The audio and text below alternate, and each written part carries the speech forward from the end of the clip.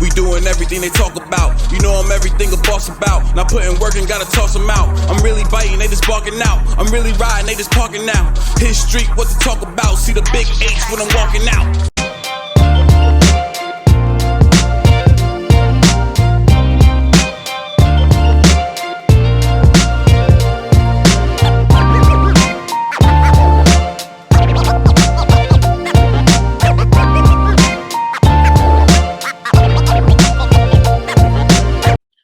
Our guest who we have on the show today, new to Europe, new to the ELF, new to the Istanbul Rams. And as he got a big win last weekend for the team, for the organization, maybe that'll turn the tide in terms of what they did against the Barcelona Dragons. We have quarterback Isaiah Green. Isaiah, what's going on today, brother? How you doing?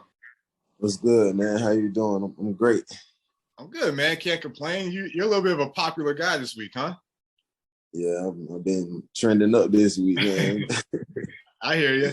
Hey, so talk to me a little bit. How did Isaiah, how did Isaiah Green become the starting quarterback for the Istanbul Rams? What was the journey leading up to this point, or a couple weeks ago before the signing?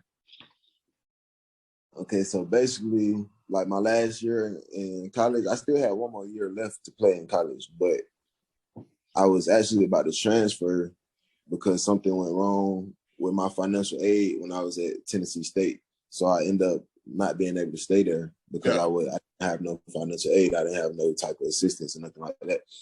So I ended up going back in the transfer portal again.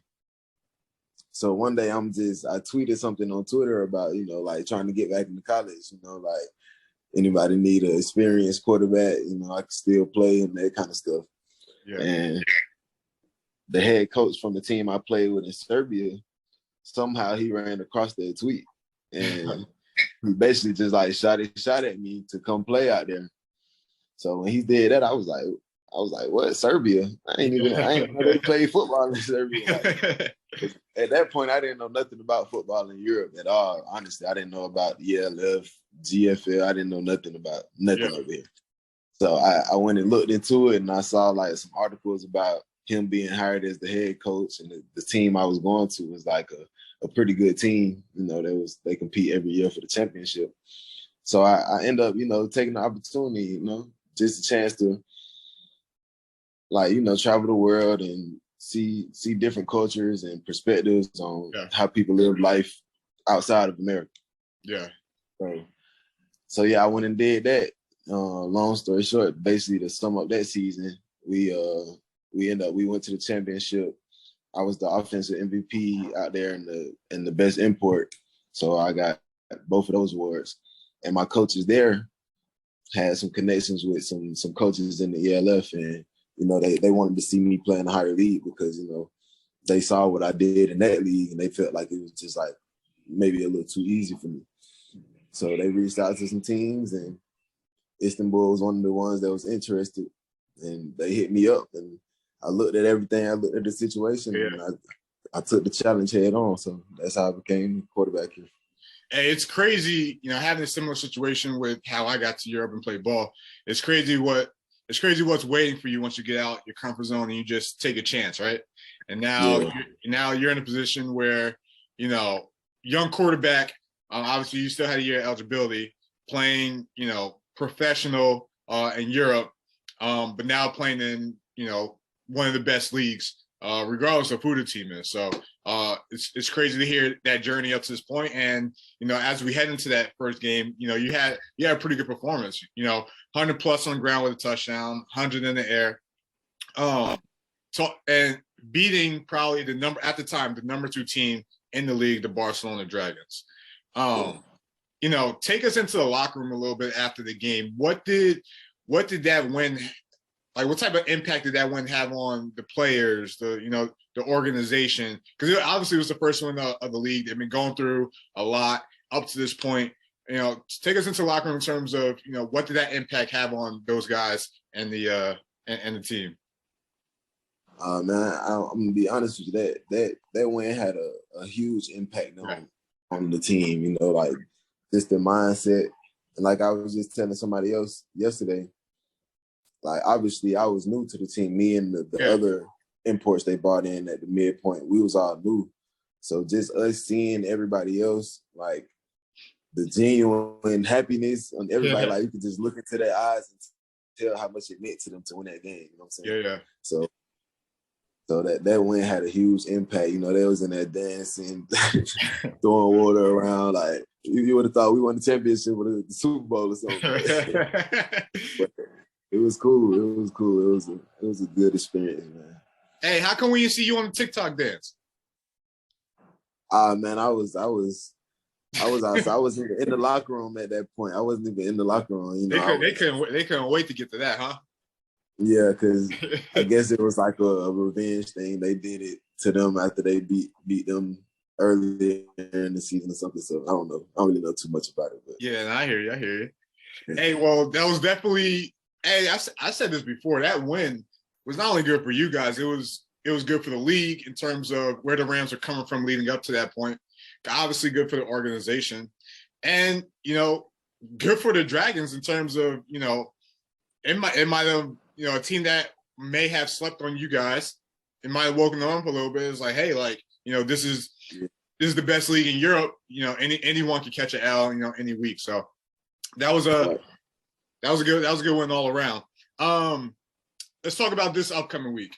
Obviously, this is going to be your second game for the team. You weren't there the last time they played the Hamburg Sea Devils, who went to the championship game last year.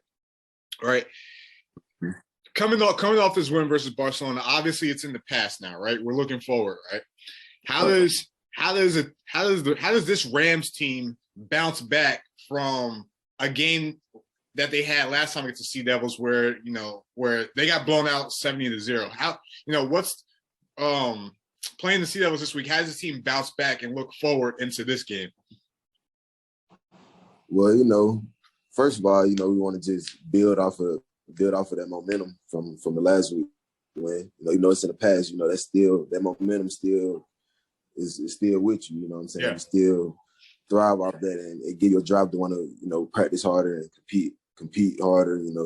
So that's first. The second thing is a lot of people don't realize the last time they played them, it was only one American that played that whole game. You know what I'm saying? So we got one American on the field. They got however many they had out there. So that's already an advantage right there. Force, yeah. Yeah. So and then with the new imports we brought in at the midpoint, I feel like when we all came in, we brought a fresh new positive mindset. You know what I'm saying? We came in believing and spreading it around, telling everybody like we're gonna win games. You know what I'm saying? That's how we all came in. We telling everybody we're gonna win games. Like trust me. You know what I'm saying? We're going to win. This is what you got to do. We're going to practice hard. And if you do this, and this, we're going to win games. You know what I'm saying? I can't promise we're going to win every game, but every time we step on the field, that's going to be our mindset that we're going to win that game. So I feel like that's huge. Those are a couple things that you need to bounce back. And honestly, it's just football. You got to have that dog in you. You got to go out there and believe that you can dominate the person on the other side of the ball. Yeah, most definitely. And even watching that game, you felt the energy, you felt the sense of urgency, you felt the grit that you guys were playing with. This season the Rams have been great for one quarter, and then it's been adjusting. It's been continuing to compete outside the week one game versus Cologne, where they played all four quarters. The rest of the games they've been fairly struggling to compete each game. But this past game looked totally different against the Dragons, and it looked like you guys wanted it more. So it would be fun to watch you guys now go in season with a new type of energy and the new team that you guys have. So so the European League of Football, right, proclaimed best league in all of Europe. Watching from the outside, now playing, what would you say? Would you say that the ELF is the future of Europe? Honestly, I feel like I don't really have enough experience in this league yet to be able to say that. Yeah. But I can say it's definitely a higher, different level of competition than what I was just playing in Serbia. You know what I'm saying? Yeah. And obviously, I'm new to Europe in general, not just the ELF. Yep. So I haven't played in some of the other better leagues to be able to compare. But I like the way it's heading as far as just everything, from how they market everything, you know, how it's operated, you know, the professionalism. I would say it's the future just off of that, you know. Yeah. Last question, my man. Then you know, we'll get you back to the things you got to do. I looked at, I was, you know, doing some research a little bit, and even just talking to you a little bit. You have an interesting journey in terms of where you got to the point you are right now. When it's all said and done, what do you want your story to be? Man, when it's all said and done, I just want to, at the end of the day, you know, my mom passed away when I was 7 years old, and I never knew my dad at all. Yeah. So really, my mom is just everything I do is for her. You know, that's the reason I started playing this game, to have a escape from reality, and you know, to have something to do to make her proud, and you know, have accomplishments and stuff like that. So at the end of the day, you know, that's really all I want. I want my life story to be about me personally, how I made her proud, and you know, how I lived up to everything I know she would have wanted me to be. But outside of that, you know, I honestly want to be able to give back and help people that was in situations like I was growing up, you know, help kids that's less fortunate, that don't really have guidance, nobody to tell them, you know, keep going, you know, don't make these decisions. You don't have to do that. You don't have to hang around these people. You don't have to, you know, get in situations that's going to lead you down the wrong path. So ultimately, that's what I want to be remembered as. You know, obviously I want to have a great football career, but that's not as important as making an impact a positive impact on other people. Most definitely, man. And that's almost like the greatest reward, the impact you have on others, and, you know, what you're able to get back just from your own life lessons. So I definitely hear where you come from there. But hey, man, I appreciate you coming on, man.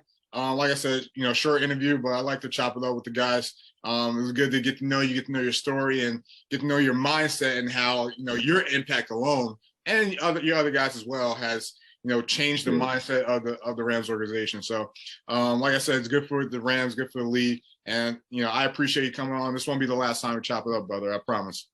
For sure. Appreciate you for having me, man. And let me know if you want to get in touch with some other people. I got a lot of athlete friends, man, that'll probably love to chop it up with you.